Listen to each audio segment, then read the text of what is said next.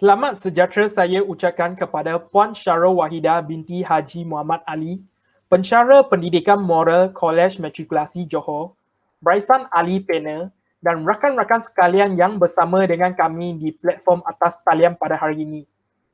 Nama saya Puan Jun Siang dan saya merupakan ahli moderator untuk forum pada hari ini. Sebelum kami memulakan perbincangan forum pada hari ini, izinkan saya untuk memperkenalkan barisan panel yang bersama kita pada hari ini. Barisan panel pertama ialah saudari Tan Kerry, barisan panel kedua ialah saudara Lee Guan Zuan, barisan panel ketiga ialah saudari Yo Zuan Ru dan barisan panel terakhir pada hari ini ialah saudari Chu Po Suang. Sebagai pembuka kata, saya ingin memperkenalkan tajuk forum yang akan didalami dan diselami oleh barisan panel pada hari ini, iaitu agama sebagai pedoman hidup. Menurut Kamus Dewan edisi keempat, perkataan agama boleh didefinisikan sebagai kepercayaan pada Tuhan dan sifat-sifat serta kekuasaan Tuhan dan penerimaan ajaran dan perintahnya ataupun kepercayaan pada Yang Maha Kuasa. Manakala, menurut Kamus Oxford, perkataan agama bermaksud kepercayaan akan kewujudan Tuhan, aktiviti yang menghubungkan diri dengan Tuhan, serta bimbingan ajaran rohani. Pedoman hidup pula merujuk kepada sesuatu hal yang menjadi pegangan hidup dan merupakan peringatan supaya tidak melakukan kesalahan dalam menempuh cabaran kehidupan kepada manusia. Dengan ini, kita boleh mendefinisikan agama sebagai pedoman hidup secara amnya dengan memberi maksud bahawa agama merupakan sesuatu pegangan hidup yang perlu ditaati dan dipatuhi agar dapat mengelakkan diri daripada anasir-anasir negatif serta dapat hidup dengan tenang. Pada era globalisasi ini, generasi muda semakin melupakan ajaran agama masing-masing. Kekurangan pengetahuan golongan remaja tentang ajaran agama telah mengakibatkan pelbagai isu dan gejala-gejala negatif kerap berlaku dalam masyarakat.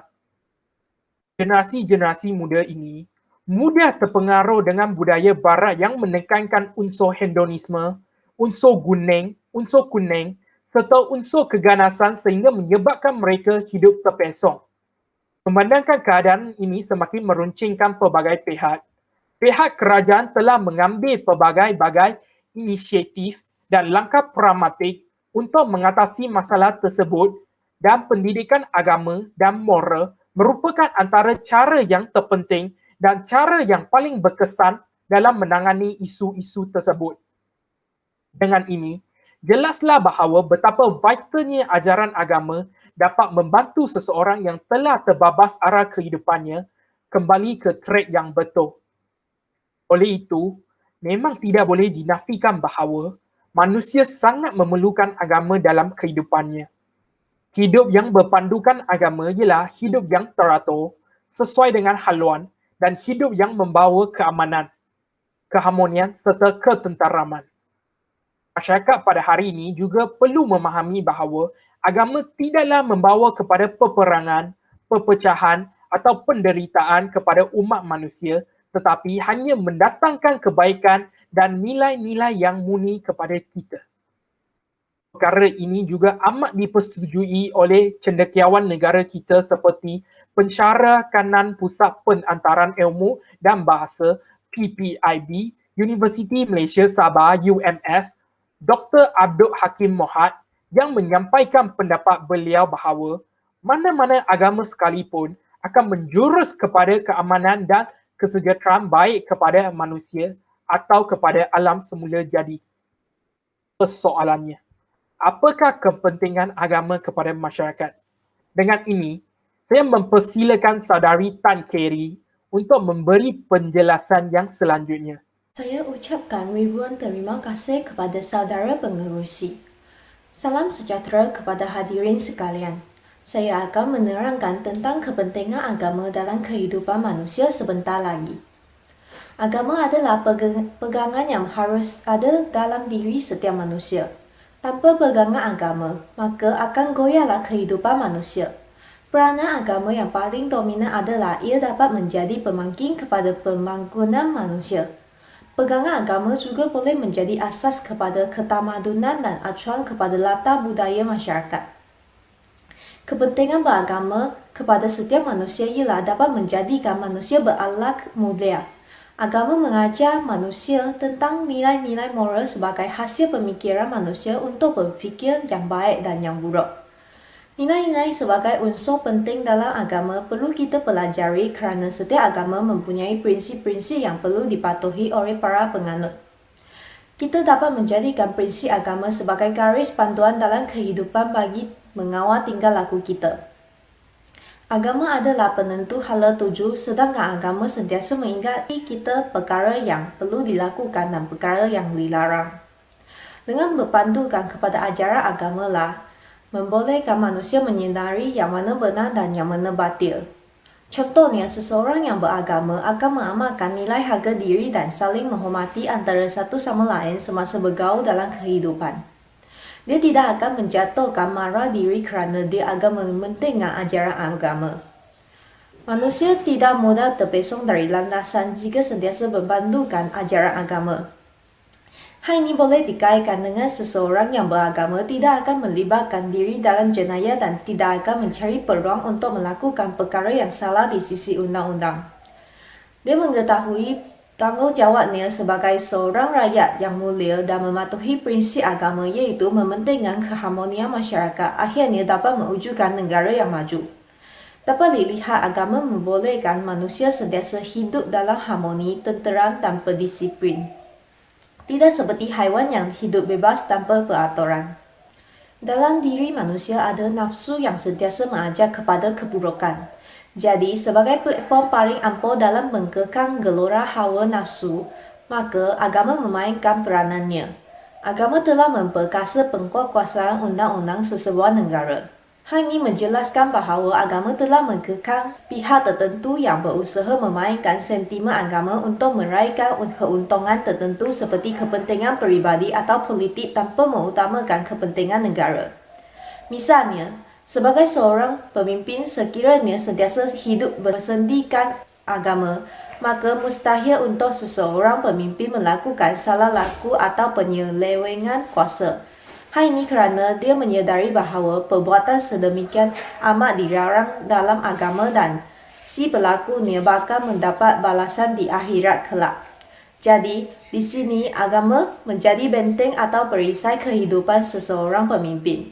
Apabila agama diberikan kedudukan teratas dalam setiap acara kehidupan, maka sukarlah nafsu untuk bermaharajalela dan menjerumuskan manusia ke kancah yang bertentangan dengan kehendak agama. Kita tidak mudah tertarik dengan keinginan lain seperti membeli tanpa hak apabila kita selalu memegang prinsip agama dan jiwa. Tabiat ini dapat ditanam sekiranya kita belajar pendidikan agama sejak kecil lagi. Agama boleh menjadi platform terbaik untuk mewujudkan kerjasama erat dalam kalangan masyarakat. Sikap menghargai kepelbagaian dapat diwujudkan dalam jiwa rakyat apabila setiap orang mempunyai agama yang berbeza. Hal ini memudahkan mereka memahami agama dan budaya setiap agama. Sebagai contoh, berbagai-bagai sambutan yang dianjurkan oleh penganut telah terbuka kepada semua rakyat tidak kira bangsa atau warga negara. Peserta akan mendengar, melihat dan merasai suasana semasa sambutan dijalankan. Mereka mudah melupakan segala hasutan dan hanya menumpukan perhatian kepada program yang dianjurkan. Sambutan berkaitan agama dapat menenangkan hati rakyat dan membolehkan mereka memahami keunikan setiap agama supaya sikap toleransi dapat diwujudkan. Amsalnya, setiap agama mempunyai kepercayaan sendiri. Seseorang yang beragama tidak akan melanggar peraturan agama lain sedangkan mereka memahami kepentingan agama terhadap penganut lain. Melalui sambutan begitu, setiap orang dapat mengenali dan menghormati agama masing-masing selepas mereka melihat agama sebagai unsur kehidupan yang penting. Agama dapat menjadi tema perbualan dalam pergaulan seharian semasa penganut yang berbeza agama berjumpa dan membuat kenalan. Mereka akan menunjukkan sikap mesra antara satu sama lain selepas berbual-bual tentang agama masing-masing. Pelbagai perayaan tentang agama dapat mengeratkan silaturahim rakyat kerana banyak jenis makanan dan budaya diperkenalkan melalui sambutan. Agama juga penting dalam memupuk seorang yang beriman. Hal ini demikian kerana pelbagai mesej telah dihantar dan kita perlu mengikut sepenuhnya. Hal ini kerana manusia menghadapi pelbagai kekangan dalam kehidupan. Oleh itu, kita akan menjadi tidak tenang dan sentiasa marah. Namun begitu, kita dapat meringankan beban emosi seseorang apabila berhadapan dengan sesuatu kekangan. Ajaran agama sentiasa menyediakan suatu asas yang kukuh untuk menghadapi situasi yang sentiasa berubah. Rohani yang suci akan sentiasa berada dalam diri kita selepas kita mengikuti ajaran agama dengan ikhlas. Dengan ini, dapat disimpulkan bahawa agama memainkan peranan yang amat vital dalam kehidupan manusia dan seterusnya dalam pembinaan tamadun. Sekian sahaja pandangan saya terhadap kepentingan agama. Terima kasih. Terima kasih saudari Tan Kerry atas pendapat yang amat benar dan tepat sekali. Memang tidak dapat dinafikan bahawa betapa penting dan maslahatnya agama dalam kehidupan seseorang individu. Oleh itu, saya amat setuju dengan pendapat saudari Tan Kerry dan saya berasa pelbagai pihak seharusnya berusaha mengambil langkah proaktif dan inisiatif untuk menyedarkan masyarakat tentang kepentingan agama dalam memastikan tingkah laku manusia yang mulia. Seterusnya, marilah kita mempersilakan saudara Lee Guan Zuan untuk memberi pendapatnya tentang peranan sekolah dan kerajaan dalam melahirkan pelajar yang bersahsia melalui agama. Dipersilakan. Terima kasih saudara moderator. Saya akan meneruskan penerangan tajuk ini tentang peranan sekolah dan kerajaan dalam melahirkan pelajar yang bersahsia melalui agama. Dalam sistem pendidikan di negara kita, penumpuan terhadap dasar pendidikan untuk melahirkan insan yang baik, menyeluruh dan bersepatu dari segi jasmani, emosi, rohani dan intelek adalah jelas berdasarkan apa yang tersurat dalam falsafah pendidikan kebangsaan. Elemen akhlak, moral dan nilai-nilai murni merupakan salah satu unsur yang penting dalam memastikan hasrat falsafah pendidikan kebangsaan ini tercapai. Agama merupakan cara yang terbaik dalam memupuk seseorang pelajar menjadi insan yang mempunyai semua unsur baik tersebut. Lantaran itu, pihak sekolah telah memainkan peranan yang sangat penting dalam melahirkan pelajar yang bersahsia dan sempurna. Antara peranan sekolah dalam melahirkan pelajar yang bersahsia dan melalui agama ialah pihak sekolah harus menetapkan pendidikan moral dan pendidikan agama sebagai subjek yang wajib dipelajari oleh pelajar untuk membentuk pelajar yang bersahsia. Pihak sekolah harus sedar bahawa murid yang datang ke sekolah telah mempelajari agama dan moral di rumah daripada keluarga dan masyarakat. Ini bermakna pelajar-pelajar telah mempunyai sikap, kepercayaan dan tabiat terhadap moral dan agama yang dipelajari oleh mereka daripada berbagai sumber sebelum mereka ke sekolah. Kerencaman latar belakang ini mewujudkan berbagai persoalan agama dari segi pengetahuan, amalan, dan prinsip hidup pelajar yang masih boleh dibentuk. Pihak sekolah juga harus sedar bahawa sekolah itu sendiri merupakan sumber pembelajaran moral secara tidak langsung. Suasana sosial di sekolah, cara sekolah itu didapil dan bagaimana guru bertingkah laku akan memberikan pengaruh secara tidak langsung kepada pembentukan sahsia pelajar di sekolah. Pihak sekolah mesti menerima hakikat bahawa nilai-nilai moral dan ajaran agama sudah tertanam dalam diri pelajar. Guru haruslah bersedia untuk mengajar pendidikan moral dan agama dengan mengambil kira pengetahuan dan pembelajaran moral dan agama yang sedia ada. Guru dikehendaki kembangkan pengetahuan agama murid-murid ini dan membimbing mereka semasa pengajaran pendidikan moral dan agama dilaksanakan. Pendidikan moral dan agama di sekolah digunakan untuk memperkembangkan pengetahuan moral dan agama belajar ke arah mencapai matlamat kurikulum untuk melahirkan individu yang bermoral tinggi. Selain itu, bagi membolehkan sekolah memainkan peranan bagi melahir generasi yang bersaksiat melalui agama, ia boleh dilihat dari 5 peranan penting dalam melahirkan insan bersaksiat. Peranan pertama sekolah ialah peranan menyampaikan ilmu pengetahuan yang benar dan diyakini akan menjadikan seseorang individu itu berpegang teguh dalam agamanya.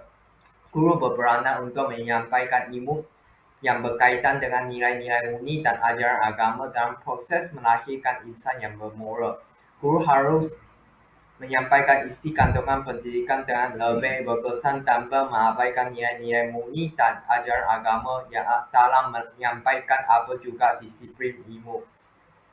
Ini bersesuaian dengan dasar Kementerian Pendidikan Malaysia yang menekankan nilai-nilai murni merendasi kurikulum. Di samping itu, peranan kedua sekolah adalah menjayakan proses pendidikan atau tarbiyah. Guru sejati, guru cemerlang, dan guru yang baik adalah guru yang menjayakan proses tarbiyah.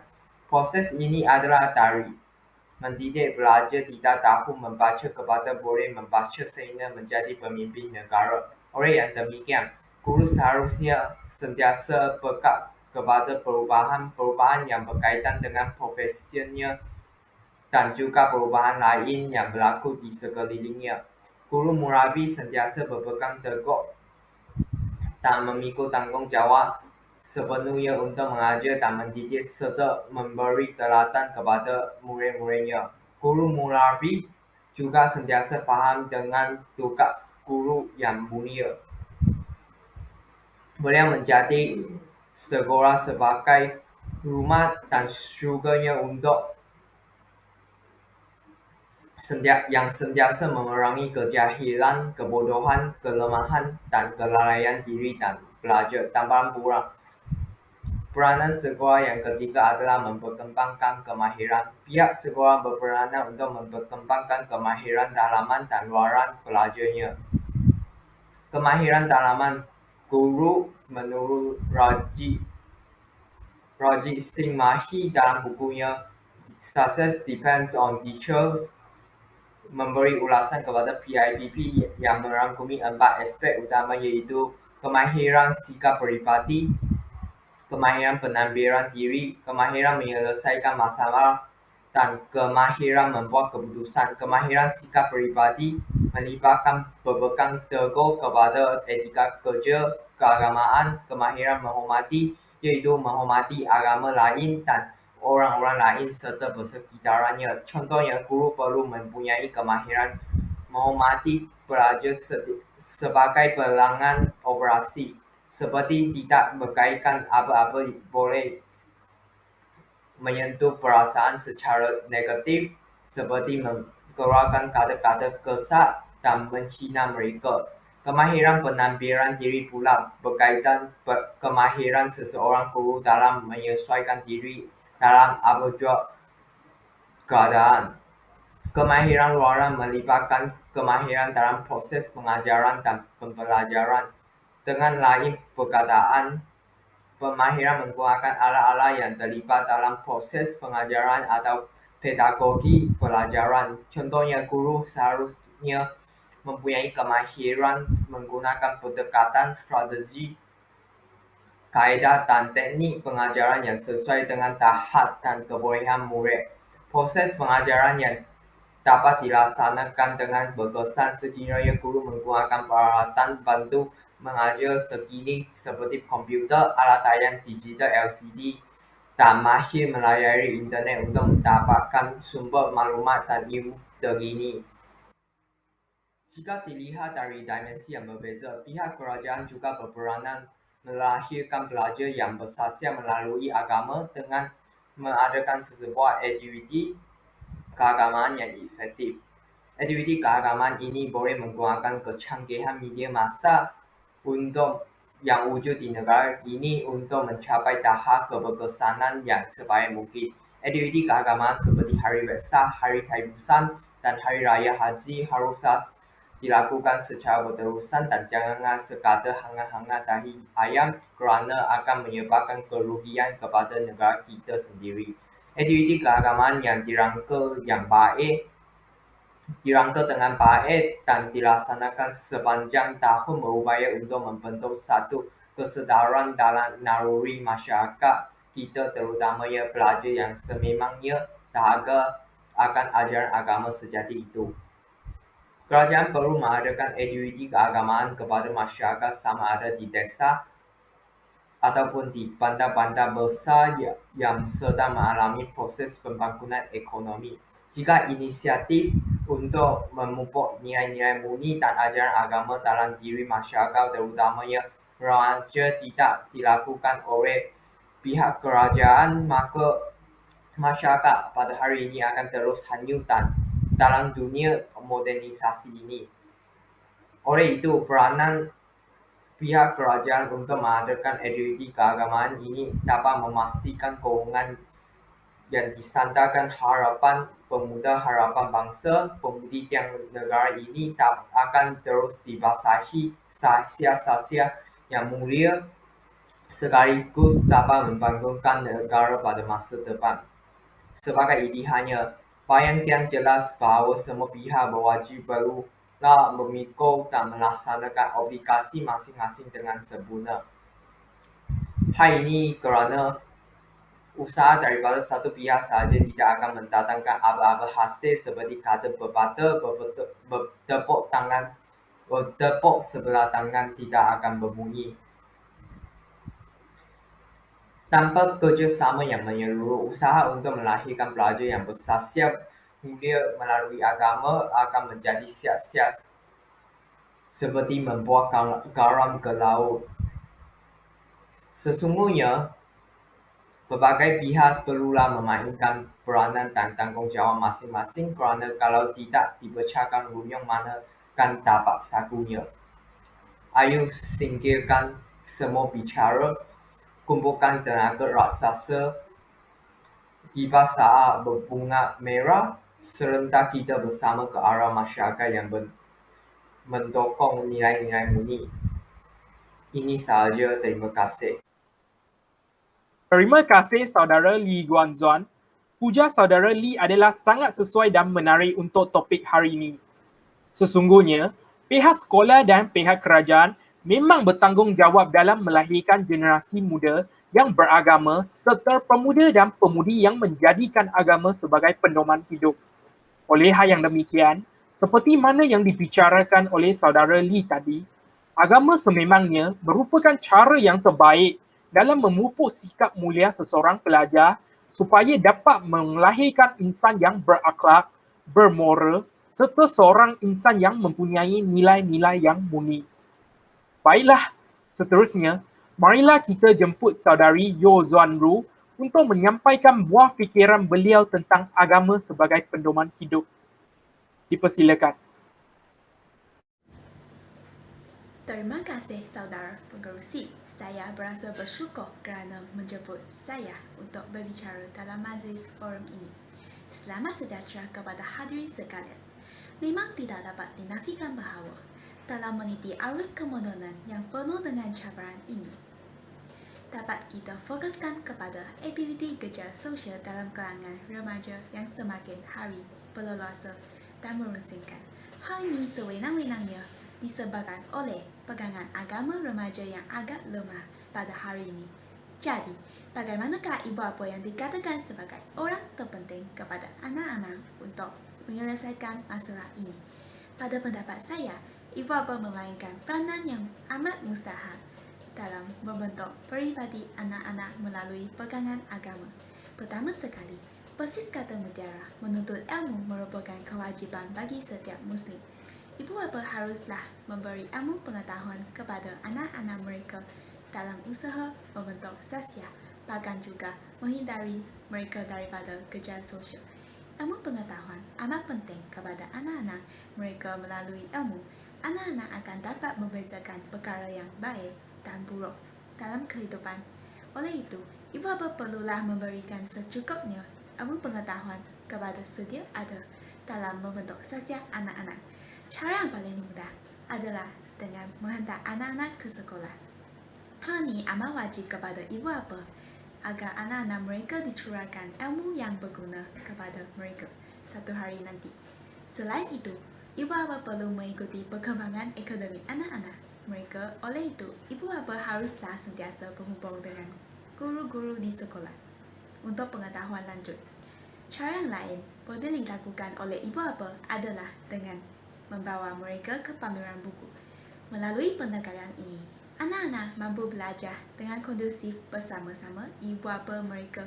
Semestinya, ibu bapa berperanan menyediakan sumber intelek kepada anak-anak mereka dalam membentuk sosial. Seterusnya, ibu bapa perlulah menerapkan ilmu agama kepada anak-anak agar membentuk sosial yang baik dalam diri mereka. Rohani mereka juga tidak akan mudah dipengaruhi oleh hasutan gejala sosial yang semakin berleluasa. Tambahan pula, pada masa kini, anak-anak lebih mudah mengikut kata kawan-kawan berbanding nasihat serta teguran ibu bapa. Sewajarnya, ibu bapa perlu menerapkan ilmu fardu ain dan fardu kifayah kepada anak-anak supaya pengisian rohani anak-anak lebih kuat dan mantap dalam meniti arus globalisasi ini. Di samping itu, ibu bapa wajib membawa kanak-kanak ke masjid agar mereka dapat mendengar nasihat daripada alim ulama agar mereka dapat menilai di antara kaca dan permata. Ini dapat memupuk nilai cinta akan agama di dalam diri anak-anak. Ibu bapa pula sepatutnya sentiasa memantau anak-anak mereka agar tidak meninggalkan solat 5 waktu sehari iaitu subuh, zuhur, asar, maghrib dan isyak. Oleh itu, ibu bapa semestinya menjadi contoh teladan kepada anak-anak yang kian hari kian membesar. Berkata cendekiawan, bagaimana acuan, begitulah kuenya. Maka, ibu bapa mestilah menunjukkan nilai yang baik kepada anak-anak. Ini sahaja daripada saya. Sekian, terima kasih. Terima kasih saudari Yo Zuan Ru atas buah fikirannya yang sangat berisi. Pendek kata, peranan ibu bapa membentuk peribadi yang mulia dalam diri anak-anak dengan melalui pegangan agama adalah sangat diperlukan. Kekurangan pendedahan dan pendidikan agama daripada ibu bapa kepada anak-anak boleh menyebabkan pelbagai akibat dan impak yang negatif kepada sikap dan tingkah laku anak-anaknya. Dengan ini, marilah kita menjemput saudari Chu Po Suang untuk menghujakan ideanya tentang akibat tiada pegangan agama dalam kehidupan manusia. Dipersilakan.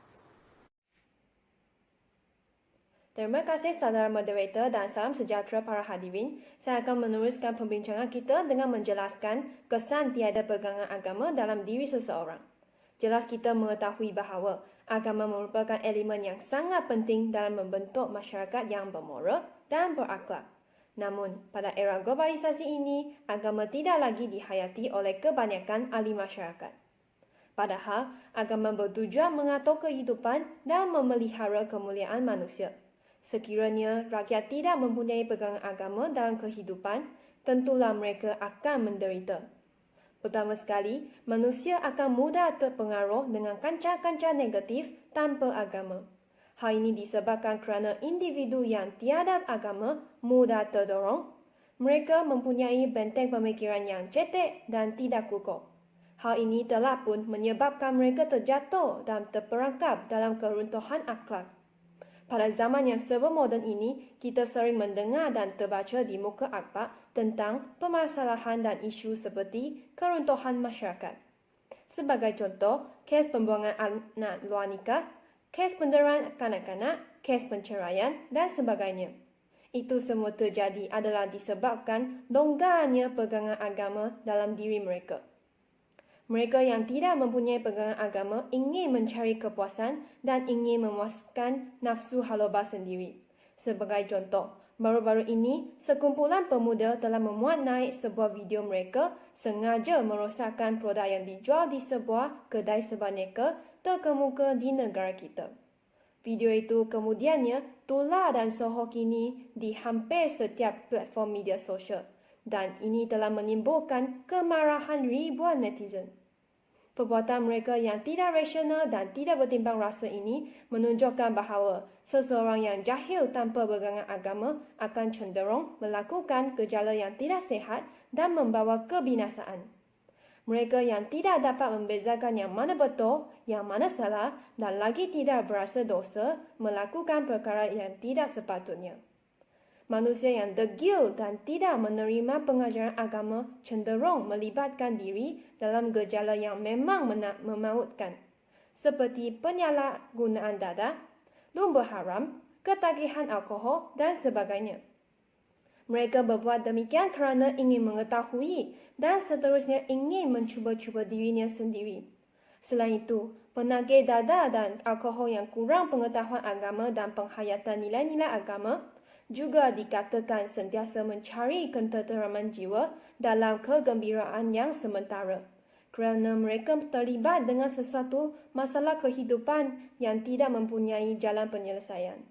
Oleh itu, jelaslah bahawa mereka yang tidak mengikut arahan Tuhan mudah diganggu emosinya dan mudah melakukan perkara di luar kawalan. Gejala-gejala sosial telah menerunsingkan masyarakat dan fenomena ini diibaratkan duri dalam daging dalam masyarakat kita. Kerana inilah tanda ahli masyarakat semakin hanyut dalam kes jenayah dan pegangan agama manusia semakin lemah. Benar bahawa nilai tunduk dan menyerah kepada kebesaran dan kebijaksanaan Tuhan dianggap sebagai merencatkan potensi akal. Namun, akibat penolakan agama dan Tuhan, manusia kehilangan makna diri serta terkeliru terhadap hakikat dirinya.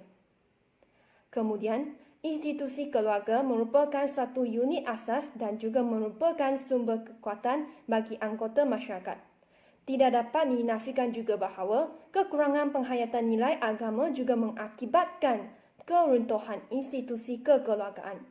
Dan secara tidak langsung, anak-anak dalam keluarga terpengaruh dengan kepincangan keluarga dan huru-hara yang disebabkan keluarga. Antara salah satu contoh kesan keruntuhan institusi kekeluargaan di kalangan masyarakat jika sesebuah keluarga mengalami masalah adalah seperti penceraian. Muktakhir ini, isu penceraian telah semakin menular dalam kalangan masyarakat di Malaysia sehingga ia menjejaskan kebahagiaan sesebuah institusi kekeluargaan. Hal-hal ini boleh menyebabkan keadaan rumah tangga menjadi tidak teratur dan akan menyebabkan berlakunya masalah dalam rumah tangga. Tanpa pegangan ilmu agama, sesebuah institusi kekeluargaan itu akan mudah goyah dengan hasutan dan perpecahan dalam hubungan kekeluargaan. Terutamanya, ketika pasangan tersebut menghadapi dugaan konflik rumah tangga yang tiada jalan penyelesaian.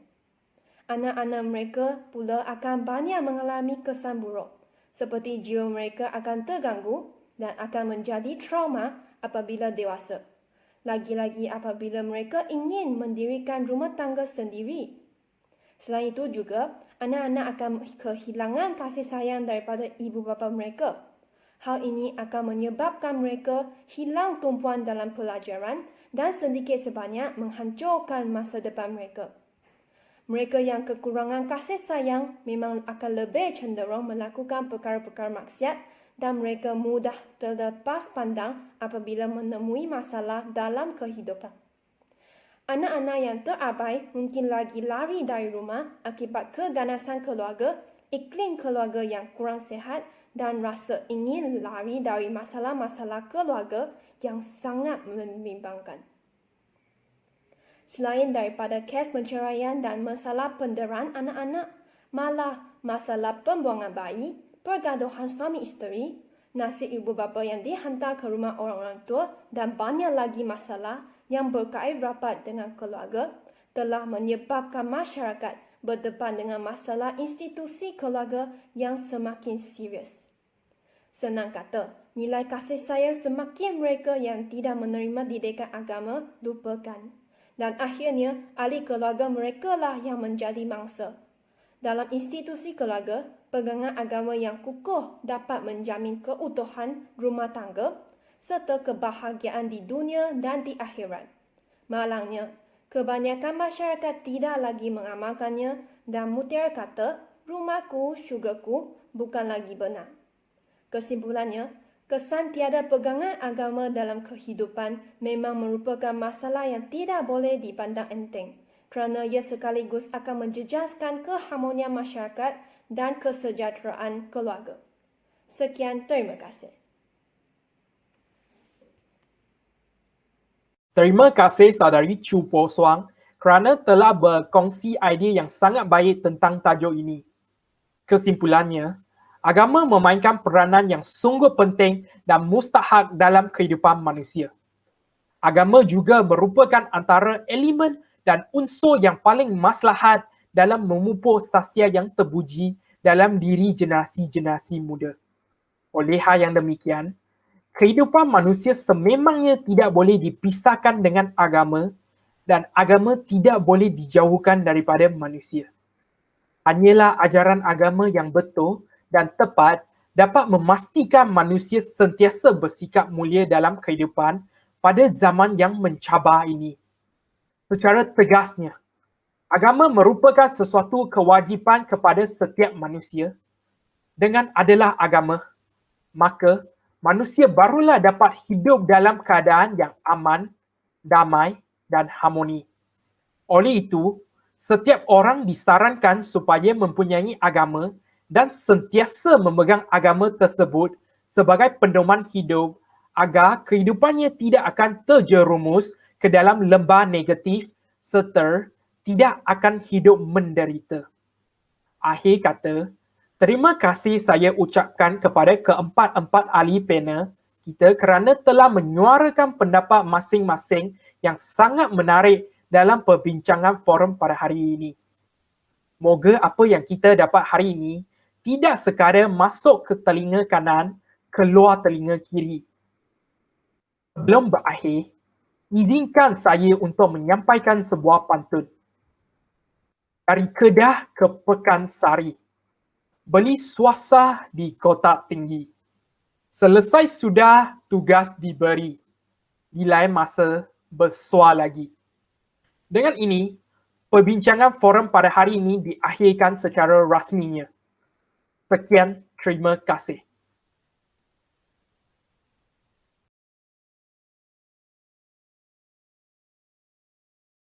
Kesederhanaan pemerintah dengan maksud tidak menolak kepentingan sebahagian anggota masyarakatnya yang majmuk. Di samping itu, keagamaan dan kerohanian adalah aspek yang penting dalam pembentukan peribadi individu yang memainkan peranan dalam pembangunan sahsia dan identiti negara. Intelijensia pernah berkata, prinsip pertama rukun negara iaitu kepercayaan kepada Tuhan memperjelas hakikat bahawa ia menjadi nadi pembinaan jati diri rakyat Malaysia. Dengan ini, pemahaman agama yang tinggi akan membantu melahirkan pemimpin yang berwibawa dan seterusnya pemimpin watan tercinta kita ke arah yang lebih maju. Ini sahaja daripada saya. Terima kasih saudari Yo Zuan Ru atas penjelasan yang sangat baik. Sekarang kita balik kepada soalan kedua. Apakah lagi akibatnya sekiranya seseorang pelajar tidak beriman kepada Tuhan? Saya rasa soalan ini sesuai dengan ahli panel keempat kita iaitu saudari Chu Po Suang. Saudari Chu Po Suang, dipersilakan. Terima kasih moderator. Kesan sekiranya seseorang pelajar tidak beriman kepada Tuhan adalah seseorang pelajar itu akan berdepan dengan gangguan emosi yang berpanjangan. Mereka yang tidak mempunyai pegangan agama sebagai tunjang kehidupan, tidak mempunyai amalan berdoa dan membaca kitab suci. Apabila mereka tidak berdoa, mereka tidak dapat mengawal perasaan. Mereka cepat marah, murung atau kecewa apabila menghadapi masalah di sekolah yang berkenaan dengan pelajaran ataupun kawan-kawan. Maka mereka suka menghayati nilai-nilai agama dan akan berasa ingin berputus asa sekiranya menemui cabaran. Lebih berat lagi apabila mereka menyalahkan orang lain sebagai penyebab kepada masalah dan tidak melihat kesilapan diri sendiri. Selain itu, seorang pelajar yang tidak berpegang kepada agama juga dianggap lebih mudah dipengaruhi oleh rakan-rakan sebaya yang negatif. Apabila diajak Mereka yang sekadar ingin mencuba-cuba dan tidak beriman itu tidak akan menolak ajakan tersebut, malah mereka akan berasa seronok untuk mencuba perkara yang tidak patut dilakukan, seperti ponteng sekolah, gangsterisme, vandalisme. Isu-isu ini dijadikan adalah disebabkan oleh pembangunan kerohanian dan kemanusiaan pelajar yang tidak sempurna. Jelas kita mengetahui bahawa mereka yang tidak beragama itu mudah terpesong daripada jalan yang sebenar. Hal ini disebabkan kerana impak modernisasi dan urbanisasi telah meminggirkan nilai agama dan melemahkan pendidikan agama dalam kalangan pelajar. Itu sahaja daripada saya. Terima kasih. Terima kasih saudari Chu Po Suang. Dan seterusnya, kita ada 2 soalan daripada Liu Hui In. Soalan pertama ialah, pada pendapat anda, apakah peranan agama? Soalan kedua ialah, apakah larangan agama terhadap penganutnya dari segi akal fikiran? Soalan ini saya rasa saudari Tan Kerry boleh menjawab kedua-dua soalan ini. Jadi dipersilakan saudari Tan Kerry. Terima kasih kepada saudara pengerusi. Bagi soalan pertama, pada pendapat saya, agama berperanan penting dalam menyuruh pengikutnya menerapkan nilai-nilai yang murni dalam kehidupan. Dalam kehidupan saat ini, peranan agama masih diperlukan ketika kita berhadapan dengan masalah-masalah ketuhanan dan norma-norma atau nilai-nilai sosial kemasyarakatan.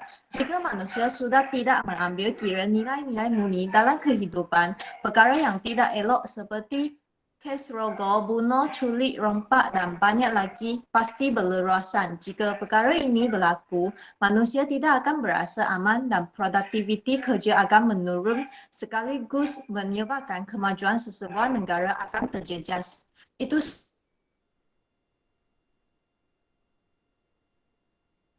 sahaja pendapat saya terhadap soalan 1.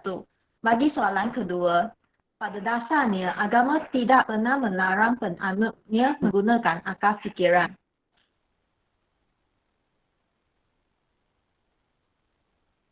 Penggunaan akal fikiran dalam memahami, meneliti sesuatu menjadi dasar atau landasan serta pijakan bagi kemajuan sains. Semua agama menggalakkan peran kepada negara secara amnya. Namun, kemajuan yang dicari haruslah berlandaskan agama. Tidak guna kita maju tetapi mengetepikan agama kerana jika kita tidak mengikut suruhan agama, mungkin kita akan melanggar batas-batas kemanusiaan seperti menindas hak orang lain. Hal ini tidak patut berlaku kerana setiap manusia mempunyai hak mereka.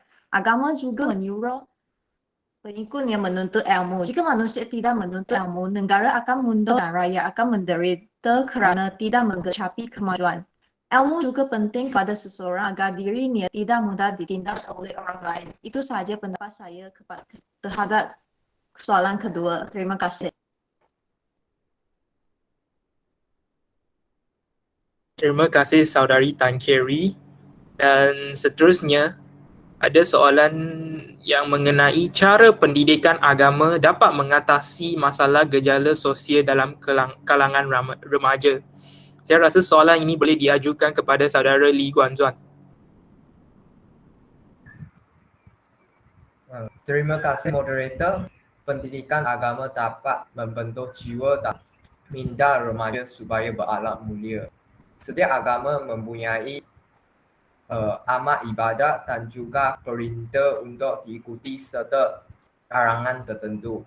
Maka jika pegangan dan didikan agama remaja tersebut kukuh, pastinya mereka akan bertanggungjawab untuk melakukan amal ibadah pada waktunya dan menjauhi segala larangan agama masing-masing termasuklah gejala sosial. Ini sahaja jawapan saya. Terima kasih.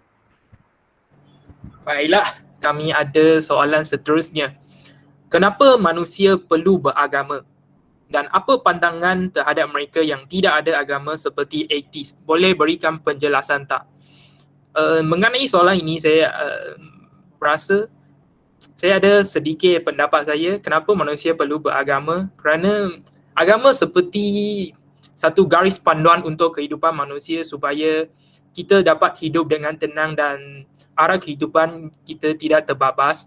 Dan saya rasa soalan ini sesuai untuk saudara Lee untuk memberi penjelasan yang selanjutnya.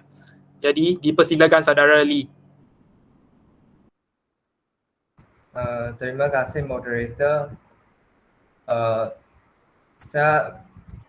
Pendapat saya rasa sebab manusia perlu beragama ialah sesuatu kepercayaan yang dapat memberi tunjuk arah kepada manusia untuk berjalan ke arah yang berjaya dan baik. Dan apa pandangan saya terhadap mereka yang tidak ada agama seperti artis ialah banyak orang artis berfikir kepercayaan dan mereka adalah hasil dari pemikiran rasional. Mereka menggunakan argumen seperti saya tidak percaya pada Tuhan, saya percaya pada sains untuk menjelaskan bahawa bukti dan logika daripada keyakinan mereka dan mereka tidak percaya agama. Ini jawapan saya. Terima kasih. Okey, adakah dipersilakan saudara Ichu. Okey. Soalan pertama, kenapa manusia perlu beragama?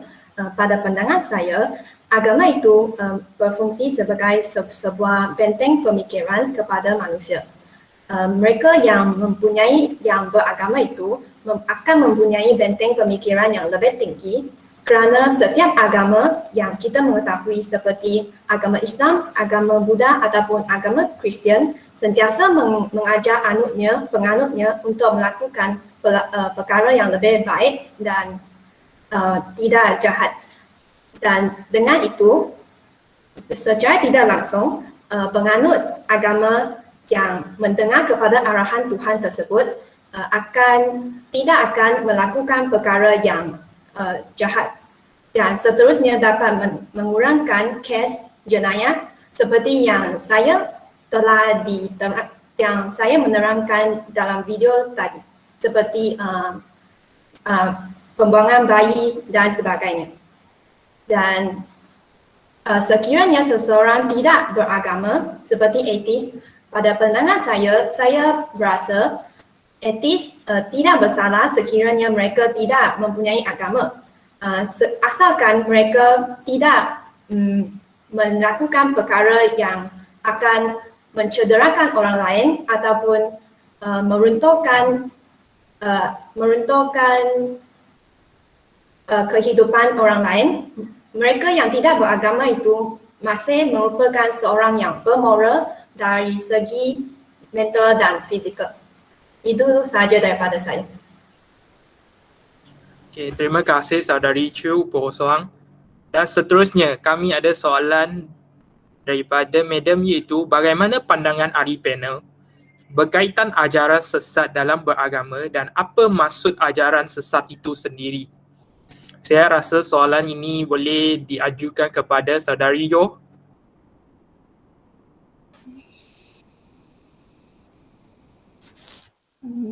Pada pendapat saya, maksud ajaran sesat ialah ajaran atau amalan yang didakwa sebagai ajaran Islam sedangkan hakikatnya bercanggah dengan Al-Quran.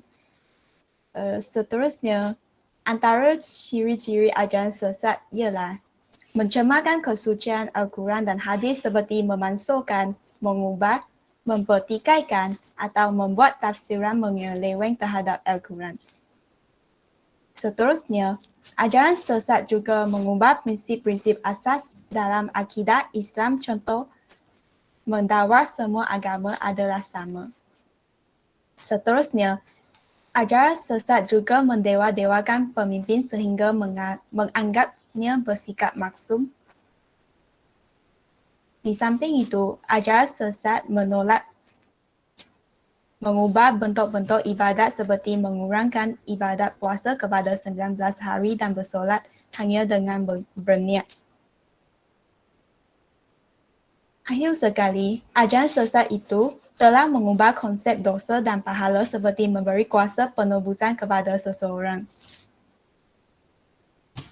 Jadi,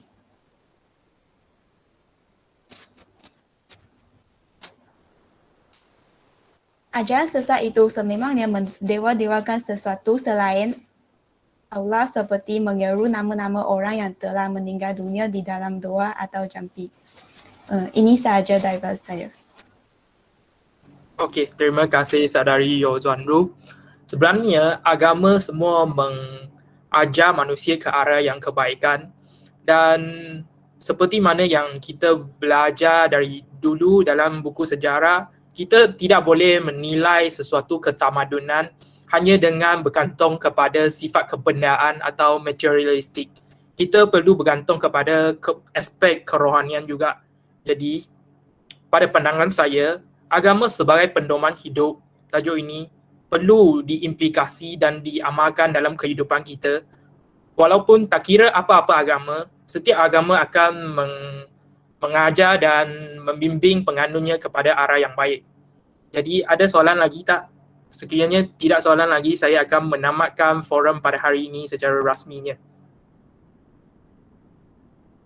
Okey, saya akan menamatkan forum perbincangan hari ini dengan rasminya. Sekian, terima kasih.